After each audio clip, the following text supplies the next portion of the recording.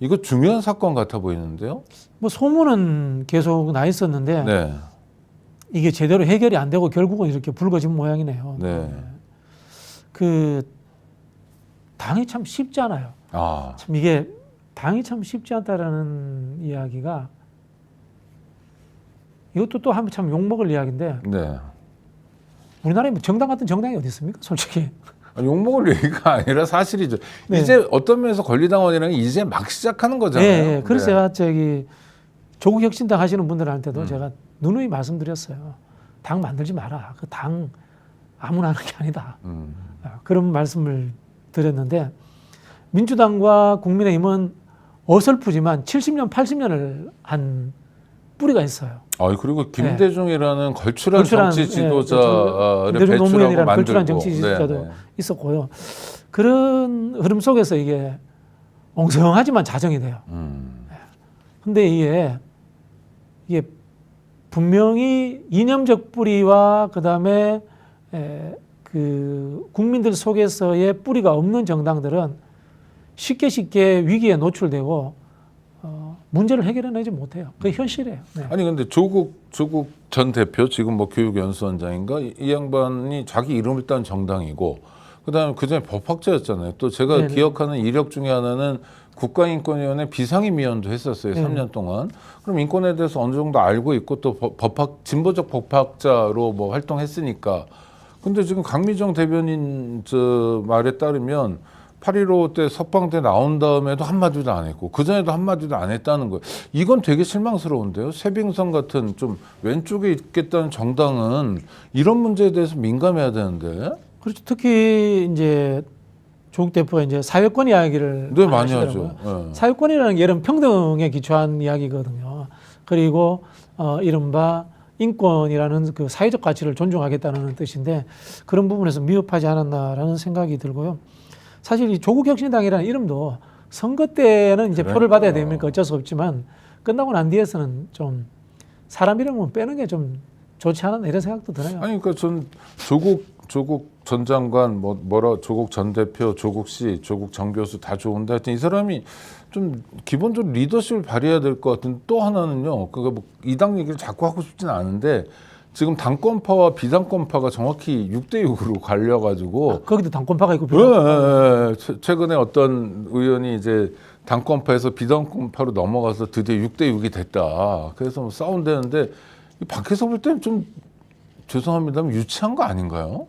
그 말씀대로 당 아무나 하는 거 아니다 이런 생각도 들고. 할 말이 없습니다. 네? 할 말이 없다. 할 말이 없습니다. 아니 근데 중요한 당이잖아요. 그래도. 그렇죠. 네. 12명이라는 게 의석수도 굉장히 중요하고 또 우리 사회의 어두운 곳이랄까? 네. 그때 쇄빙선 개념이 저는 되게 좋았거든요. 그렇게 돌파해 주거나 뭐 이런 역할. 저는 그냥 이벤트 정당이라고 봅니다. 이벤트 정당. 솔직히 말씀드리면 2002년도에 유시민 장관이 만들었던 개혁당보다도 못해요. 네. 네. 그때는 유시민 심상정 했던 아니요, 유시민 따로. 혼자 했죠. 예. 혼자 그때. 천호선. 예, 그런 그 2002년도 노무현 대통령 선거 앞두고 만들었던. 네네네. 그때 이제 그만 해도 유시민 기억나는 게 김원웅 전 광복회장, 네네네. 뭐 김종대 의원도 거기 출신일 걸요. 저도 그때 잠깐 이중당적이고 네네. 뭐 오래됐으니까 밝힙니다만 네. 그때만 해도 그 정당은 실제로 이제 풀뿌리 민주주의라든가 그다음에 이념 노선에서 유럽식 진보라든가 이런 것들을 분명히 밝히고 짰어요. 짰는데 결국은 두 가지 아닙니까? 이념과 제도거든요. 그 조국혁신당은 사회권이라는 하나의 이념적 방향은 정해놨는데 그게 있으면 정책 과제가 나와야 돼요.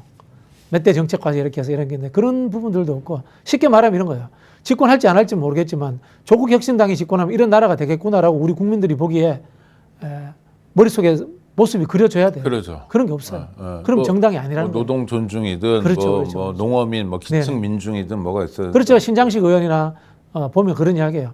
너네 진보 정당 할 거면 계급 정당 하든지 뭐 아니면 유럽식 사민주의 정당 하든지 아니면은 민주당하고 합당하든지 뭐 분명히 해라라는 이야기를 제가 자주 하거든요. 그러니까 제가 그냥 아프게 얘기한다면 조국당은 민주당에서 뭐 명언 내밀기 어려운 사람들 하고 이렇게 갑자기 이제 뭐 한 사람 조국 가까운 사람들 조국 대표의 팬덤에 예, 의존해서 만들어진 임시 정치 결사체죠. 근데 이게 강미정 대변인 같은 사람 계속 신호음을 울렸을 텐데도 여전히 이렇게 아무 말도 안 하다가 기자회견까지 자처하고 아이고 참 하여튼 잘 풀렸으면 좋겠습니다. 네.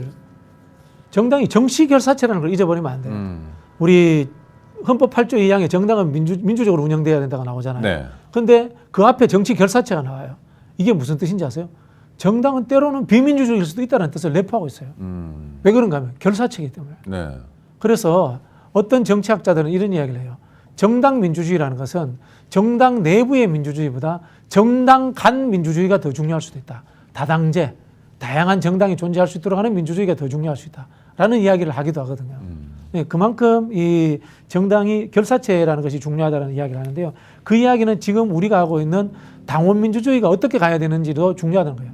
당원 민주주의라고 해서 규율이 없으면 안 됩니다. 당원 민주주의라고 해서 교육과 훈련을 안 받으면 안 됩니다. 왜냐하면 정당은 결사체가 민주적이라는 것보다 먼저 나와 있는 헌법적 가치이기 때문에 그렇습니다. 이거는 모든 정당 이론이 다 그렇게 되어 있습니다. 그러니까 기본적으로 예를 들어서 소득 재분배에 대해서 우리 대한민국 헌법 소득 재분배를 하라고 적극적으로 요구하고 있어요. 그래서 약간 사회 민주적 성격이 많은데 있죠. 우리 헌법이 그렇죠. 네, 그렇죠. 우리 헌법이 쉽게 말하면 진보 좌파적 성격이 그렇죠. 네, 그 네, 유진호 네. 박사가 네. 그 사회민주주의 운동하다가 네. 그 친일하는 분이라서 네. 하여튼 그러고 이제 국민 경제도 성장해야 되는데 균형 있게 균형이라는 단어가 많고 네, 이렇죠. 그러니까 근로대중도 들어가고. 네, 맞습니다. 그건 좌파적인데 그럼 이제 그런 거를 서로가 묻는 거죠. 그러면 소득 분배를 어느 정도까지 해야 되냐? 네네. 가장 밑에하고 가장 위하고 소득 격차가 아이디얼은 3배인데 너는 어느 정도 생각하냐? 이런 게 있어야 된다. 그 조국 혁신당이 그런 거 내놓으면 제대로 맨 위에는 승관한 그냥 정당이. 아무렇게나 해도 되고 맨 밑에는 저 나락이 아니라 이런 게 가치라는 거죠. 그렇죠. 그래서 저도 민주당 생활을 제가 한 20한 4, 5년 했잖아요. 오래됐잖아요. 보니까 그냥 김대중 노무현 때로 돌아가면은 거의 그게 다 나오는 것 같아요. 김대중 대통령이 중산층과 서민의 정당, 네. 민주당은 계급 정당이 아니고 계층 정당이에요. 그죠? 그리고 포괄 정당입니다. 그렇게 이야기를 하시면 그리고 김대중 정당, 평민당이든 그 당이 새천년 민주당이든 부족한 부분, 왼쪽 부분은 민주노동당이 진보 정당이 채우고. 채워주고 네. 그리고 또 김대중 대통령이 민주주의와 시장 경제 병행 발전 이렇게 이야기합니다. 합치는 게 아니에요. 네. 병행이에요. 따로 양립한다는 뜻입니다. 이거는 유럽이 아니라는 뜻이에요. 미국식 민주당이라는 뜻이에요. 네. 그 이야기를 분명히 해두셨거든요. 그리고 노무현 대통령도 그런 이야기를 충분히 했습니다. 근데 우리가 한번 쓸데없는 좌편향을 겪었습니다. 그게 뭔가 하면요. 이제 무상 시리즈 논란인데 무상 시리즈를 해도 돼요. 그거는 이제 전략적 과제예요. 이거는 예산에 따라서 하는 거지. 그게 무상으로 가면 진보고 그다음에 선별로 가면 보수다. 이렇게 하면 안 되는 거예요. 그것도. 그렇죠. 대한민국 국가 예산에서 제일 많이 쓰는 게 사실 교육비거든. 국방비가 아니라 교육비 무상으로 다 하잖아요. 네. 의무로 다 하잖아요. 네, 그리고 의무 의료보험 다 하잖아요. 교육 종사자들 인건비 어마어마해요. 그렇죠. 이게 임의의 결정선을 자르는 거지 이걸 가지고 이념으로 나눌 필요는 없다라는 말씀을 제가 좀 드리고 싶은 거고요.